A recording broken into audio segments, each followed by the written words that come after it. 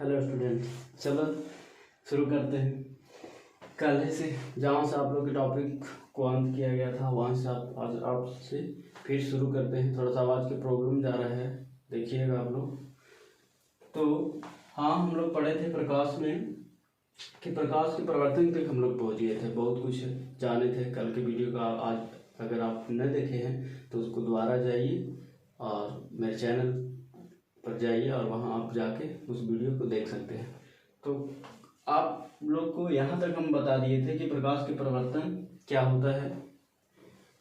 फिर से हम आप लोग को रिपीट कर दे रहे हैं कि प्रकाश यदि अपारदर्शी वस्तु पर टकराता है तो उसी माध्यम में लौट जाता है, उसी को प्रकाश के परिवर्तन कहते हैं। एक बात आप लोग ध्यान रखिएगा कि प्रकाश जब तक आप यानी माध्यम नहीं चेंज करेगा, जब तक माध्यम चेंज नहीं करेगा प्रकाश का चाल नहीं चेंज हो सकता। प्रकाश के चाल को चेंज करने के लिए आपको माध्यम को चेंज करना आवश्यक होगा।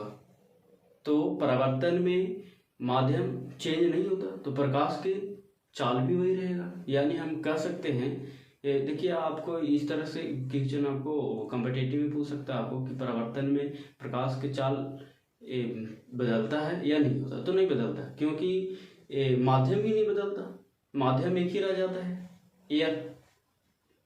इसीलिए तो चलते हैं हम लोग आगे बढ़ते हैं। आज हम लोग परिवर्तन पढ़े थे कि प्रकाश के परिवर्तन किसे कहते हैं, और ये पूरा आपको डायग्राम है, इसको भी आपको लर्न रखना होगा, याद रखना होगा, एकदम ज़रूरत है। क्योंकि 2 नंबर में आपको बोर्ड के लिए हम लोग पढ़ रहे हैं, तो 2 नंबर के लिए आपको बहुत ज़्यादा ज़रूरत है। तो चलते हैं आगे, हम लोग बढ़ते हैं कि प्रकाश के परिवर्तन। देखिए प्रकाश के परिवर्तन में, प्रकाश जब परिवर्तन होता है तो कुछ नियम को फॉलो करता है, उसे प्रकाश के परिवर्तन के नियम कहते हैं। कि प्रकाश की जब परिवर्तन होती है, पारदर्शी वस्तु पर पड़ता है, उसी माध्यम में लौट जाती है, तो उसे वह एक नियम के अनुसार लौटती है। जैसे देखिए आजकल ना कोई भी मतलब आप कुछ भी उठा लो, नियम के बगैर कुछ नहीं हो रहा। चलो मान लेते हैं घर में आप खिचड़ी पका रहे हो, तो क्या करोगे? बिना गैस जलाए आप उसके ऊपर तसला रख दोगे? ऐसा तो नहीं हो सकता। हाँ, तो नियम है पहले कि गैस जलाएंगे। अगर गैस पर आप बना रहे हो, चूल्हा पर बना रहे हो, तो पहले चूल्हा को आपको उसमें आग लगाना होगा, फिर उस पर तसला रखेंगे या जो भी आप जिसमें बना रहे हो वो रखोगे। तो नियम, तो यहाँ भी आपको प्रकाश के जो परिवर्तन है, जब परिवर्तन होता है, प्रकाश परिवर्तन होती है, तो वह भी कुछ न कुछ नियम को फॉलो करता है। जैसे यहाँ भी नियम को फॉलो करेगा, उसको प्रकाश के परिवर्तन के नियम कहते हैं। चलिए क्या नियम फॉलो करता है भाई, चलिए देखते हैं हम लोग आगे। तो यहाँ आप देख लो कि प्रकाश के परिवर्तन जो है, अब यहाँ पर देख लो, बताया था आपको कि यदि ये आने वाली किरण है तो आपतित किरण है, जाने वाली परिवर्तित किरण है। यहाँ पर कोण जो बन रहा हो आपतन कोण है, यहाँ बन रहा है जो परिवर्तन कोण है, एकदम वही वाला है। और एक बात आपको याद रखना है, आपतित किरण जिस बिंदु पर पड़ेगा उसको आपतन बिंदु कहते हैं। पहले किरण तो यही पड़ रही है ना, तो यहाँ जो ये बिंदु है जिसको ओ हम इंडिकेट किए हैं, आपको दिख रहा होगा, वीडियो क्लीन चल रहा होगा तो आपको दिख ही रहा होगा। कोशिश करते हैं कि वीडियो क्लीन ही बने। तो यहाँ देख लो, तो ये आपको आपतन बिंदु कहलाता है, यहाँ लिखे नहीं है, ये आपतन बिंदु कहलाता है।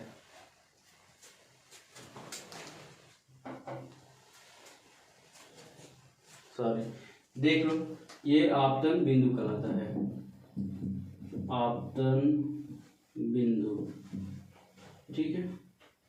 ये आपको आपतन बिंदु कहलाता है, ये आपको याद रखना है, आपतन बिंदु कहलाता है। ये आपतित किरण जिस बिंदु पर पड़ेगा आपतन बिंदु कहलाएगा। तो चलो ये नियम को क्या फॉलो करता है, तो 2 नियम को फॉलो करता है। याद रखना आपको कि प्रकाश जब परिवर्तन होता है तो 2 नियम को फॉलो करता है। कितने नियम को? आपको ऑब्जेक्टिव पूछेगा, प्रकाश के परिवर्तन के कितने नियम है? 2 नियम है, क्योंकि ये जब परिवर्तित होती है, अपारदर्शी से परिवर्तित होती है, तो 2 नियम को फॉलो करके जाती है। चलिए नियम को हम लोग ऑटोमेटिक लर्न करेंगे, यूं ही मेरे लेक्चर को आप देखिए और ऑटोमेटिक आपको लर्न हो जाएगा।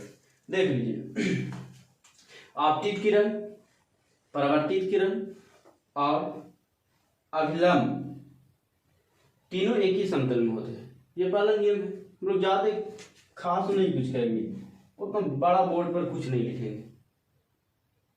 ये आपको बोलेंगे हम लोग आपतित किरण, परावर्तित किरण और ये आपतन बिंदु पर जो डाला गया लंब है वो एक ही समतल में होते हैं। फिर से हम आपको रिपीट कर रहे हैं, आपतित किरण, परावर्तित किरण और आपतन बिंदु पर डाला गया लंब तीनों एक ही समतल में होते हैं। ये आप चाहो तो मेरे वीडियो को बार बार देख के इसे लिख सकते हो। मैं तो नहीं चाहूंगा कि नहीं लिखो, इसको लर्न करो यार, आप याद करो। फिजिक्स आप जब तक समझ नहीं पाते हो तो आपको मजा ही नहीं आएगा पढ़ने में, कितना याद करोगे। तो चलो यहाँ हम लोग पढ़ रहे हैं। हाँ, तो क्या क्या बोले हैं, आपतित किरण, परावर्तित किरण और आपतन बिंदु पर डाला गया लंब तीनों एक ही समतल में होते हैं। एक और जो बहुत इजी है वो होता है कि आपतन कोण सदैव आपको परावर्तन कोण के बराबर होता है। आपतन कोण सदैव आपको परावर्तन कोण के बराबर होता है। यानी दूसरा नियम इसका हो जाएगा, आप देख लो कि इसको आपतन कोण को हम आई से डिनोट किए थे, वो बराबर हो जाएगा आपको कोण आर। ये साइन होता है, देख लो हम अच्छा से लिख दे रहे हैं, कोण आई इक्वल टू कोण आर।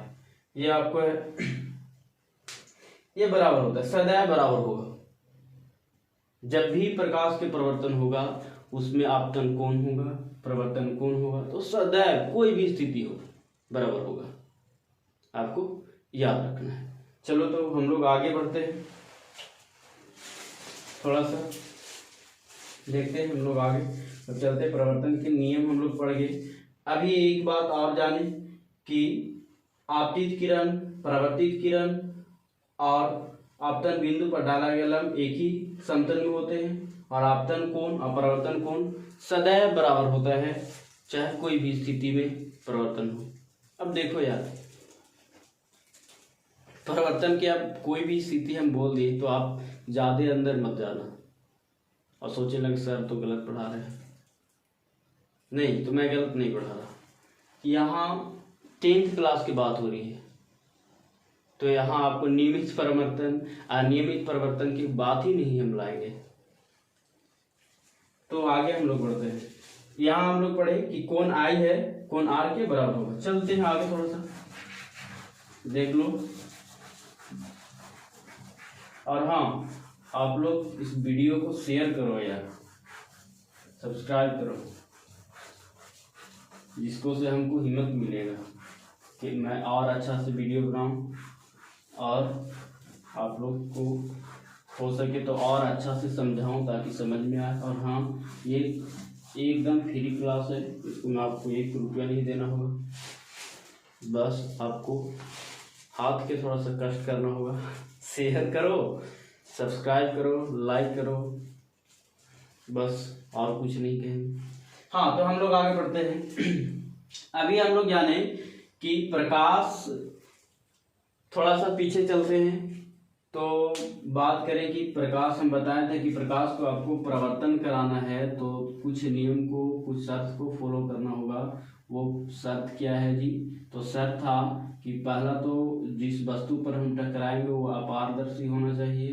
दूसरा शर्त था कि हम आपको किरण को तिरछा लेंगे, लंबवत नहीं ले सकते, सोज नहीं ले सकते, बस हम तिरछा लेंगे, तभी हम देख सकते हैं कि प्रकाश के परावर्तन होता है। तो चलते हैं, हम यहाँ पर अभी बढ़ाएं आपको कि आपतन कोण बराबर परावर्तन कोण होता है, यानी आई बराबर आर। तो यदि आपको से मान लो कोई न्यूमेरिकल आपको से पूछ दे कि आपतित किरण जो है, ये देख लो, आप लिख दे रहे हैं कि आपतित किरण किसी अपारदर्शी वस्तु पर 30 डिग्री के साथ झुकती है तो उसका आई और आर के गणना कीजिए। गणना कीजिए। देखिए ये आपको पूछ सकता है, आपको मोस्ट इम्पोर्टेंट है। और हाँ, आप लोग के नोट को डिस्क्रिप्शन में डाल दिया जाएगा, उसके लिए आप लोग की चिंता नहीं है, वो मेरा विषय है, वो हम समझेंगे। हाँ, आपको तुरंत नहीं मिलेगा, तुरंत आपको डिस्क्रिप्शन में मिलेगा, सर बोले और जाओ उसमें खोजे लगो, नहीं मिलेगा, क्योंकि उसको आपको तैयार किया जा रहा है। हम बताए थे आपको कि हाथ से लिख के देंगे, तो टाइम तो लगेगा ना। चलते, हाँ थोड़ा सा इसको नीचे हम बना लेते फिर से। देख लो, हाँ बोल रहा है कि आपतित किरण है। आपतित किरण हम लोग समझ गए कि जो आता है किरण, जो आने वाली किरण है वही आपतित किरण कहलाता है। तो हाँ बोल रहा है कि किसी अपारदर्शी वस्तु पर अपारदर्शी के सबसे बेस्ट एग्जाम्पल हम आपको तो बता ही रही है, समतल दर्पण आईना जो घर में है कि नहीं। तो देख लो, तो उसका आई कह रहा है कि आपतित किरण किसी अपारदर्शी वस्तु पर 30 डिग्री के साथ झुकती है, तो उसका आई और आर का गणना कीजिए। तो हम लोग पीछे थोड़ा सा नीचे करके हम लोग ये दर्पण बना लेते हैं समतल, ठीक है। देख लो, आप लोग ये सब स्केल के यूज किया कीजिए, मैं भी करूंगा। चलिए, बोल रहा है कि आपतित किरण जो है वो 30 डिग्री के कोण पर झुक रहा है। ये क्या डिग्री के कोण पर झुक रहा है जी? 30 डिग्री के लो। क्या डिग्री पर झुक रहा है? 30 डिग्री पर ये झुक रहा है। चलते हैं, तो यहां से आपको ये परावर्तन होगा। ये सब तो हम लोग अब सीख चुके है कि नहीं। ये आपको आने वाली किरण है, ये जाने वाली किरण है, आपतित किरण है, वो परावर्तित किरण है। और बीच में हम लोग एक लंब डालते हैं, है कि नहीं। आप लोग को याद होगा ये लंब डालते थे, है कि नहीं। चलते हैं, तो बोल रहा है आपको कि आपतित किरण जो है वो 30 डिग्री पर झुक रहा है, यहाँ 30 डिग्री पर झुक रहा है। लो, ये लंब डाल रहे हैं। हम लोग जानते हैं कि किसी भी आपको वस्तु पर लंब डाला जाए तो ये आपको साइन हम लोग जानते हैं, चिन्ह ये देखो है कि नहीं, 90, यानी ये पूरा कोण यार 90 है। हम समझेंगे, प्रैक्टिकली समझेंगे। चाहो तो नाम दे दो, ए बी है ना, इसको ओ, इसको पी, इसको क्यू, ये तो एन है ही, नॉर्मल लैम्प, है कि नहीं। तो यहां हम देखेंगे कि आपको ये पूरा एन ओ ए ये पूरा 90 है। कितना है जी? 90। और ये क्या डिग्री पर झुक रहा है? तो 30 डिग्री पर झुक रहा है, तो ये कितना होगा? 60 होगा। अरे नॉर्मली है, ज्यादा खास नहीं है, हम लोग समझ लेंगे कि यहाँ ये पूरा है जो ये 90 बन रहा है, तो यहाँ 90 बन रहा है। तो यहाँ जो आपतित किरण वो 30 डिग्री पर झुकी है, तो झुकी है यहाँ, तो आपको ये 30, तो यहाँ तो ये इतना 30 हो गया, तो बाकी बचा कितना? 60। तो ये कितना हो गया? 60। और हम जानते हैं कि आपको आपतन कोण है आई और ये परावर्तन कोण है आर। तो दूसरा नियम, परावर्तन के दूसरा जो नियम है कि कोण आई बराबर कोण आर, तो कोण आई यदि 60 डिग्री है तो कोण आर भी कितना डिग्री होगा जी? 60 डिग्री होगा। चलो, तो हम लोग निकाल दिए, आई और आर के गणना कर दिए, है कि नहीं। तो ये भी 60 डिग्री हो जाएगा। अब चलो, यदि मान लो कि 30 डिग्री पर यह झुक रहा है, तो जब परावर्तित किरण होगा वो कितने डिग्री के कोण बनाते हुए जाएगी, वापस जाएगी। तो देख लो, हम लोग जानते हैं कि कोई भी रैखिक अभिगृहित से आपको 9th क्लास में आप लोग पढ़े होंगे एक प्रमेय कि कोई भी आप एक समतल रेखा, एक रेखा लाइन पार दो, उसके ऊपर कोण बनाओ, हजारों कोण बनाओ, सभी कोण का योग कितना होगा? 180, है नहीं, 180 डिग्री। तो चलो हम लोग वही नियम को यहाँ फॉलो करेंगे। आपको यहाँ कोण देख रहे हैं, ये आपको एक रेखा है, रेखा पर देखो ये लाइन खींचा गया है, जिसके कारण एक कोण, दो कोण, तीन कोण, 4 कोण बन रहा है। तो ये चारों कोण का योग कितना होना चाहिए? 180 होना चाहिए, 180 डिग्री होना चाहिए। तो चलते देखते हैं, 60, ये 60 हो गया, ऐड करेंगे तो 1 20 हो जाएगा, आपको 30 जोड़ो और तो 150 हो जाएगा। तो ये बच जाएगा कितना, 1 80 में घटा देंगे 150 तो 30 बचेगा। तो ये भी आपको साबित होगा कि यदि 30 डिग्री से आपतित किरण झुकती हुई आएगी तो वो निकलेगी भी, जो वापस लौटेगी उसी माध्यम में जो परिवर्तित किरण होगा वो भी कै डिग्री के कोण बनाते हुए जाएगा, तो 30 डिग्री के कोण बनाते हुए जाएगा। तो आज हम लोग प्रकाश के प्रवर्तन पढ़े। अगला टॉपिक आप लोग याद रखिएगा, आज के बाद जो हम आगे पढ़ाए वाला होंगे उसको हम आपको पहले ही बता देंगे। आप चाहो तो घर से और उसको बारे में पढ़ के आओ और फिर मेरा लेक्चर देखो क्या फर्क पड़ता है। आगे जो हम लोग पढ़ावेंगे अगला टॉपिक होगा आपको, वो देख लो, हम लिख दे रहे हैं, चलो यही लिख दे रहे हैं, प्रतिबिंब। क्या होगा, प्रतिबिंब। क्या होगा जी, प्रतिबिंब होगा अगला टॉपिक।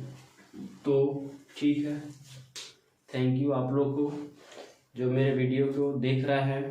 हम उन लोग से रिक्वेस्ट करते हैं इस वीडियो को आप शेयर करो और उन गरीब बच्चों को के पास भेजो जो ट्यूशन फी नहीं दे पाते हैं और नहीं पढ़ पाते हैं और उन लोग को प्रॉब्लम हो पाता है। तो इसीलिए मैं इस चैनल को स्टार्ट किया, तो कहे कि और ज़्यादा ज़रूरत है नहीं, तो आप इसको शेयर करो। Thank you.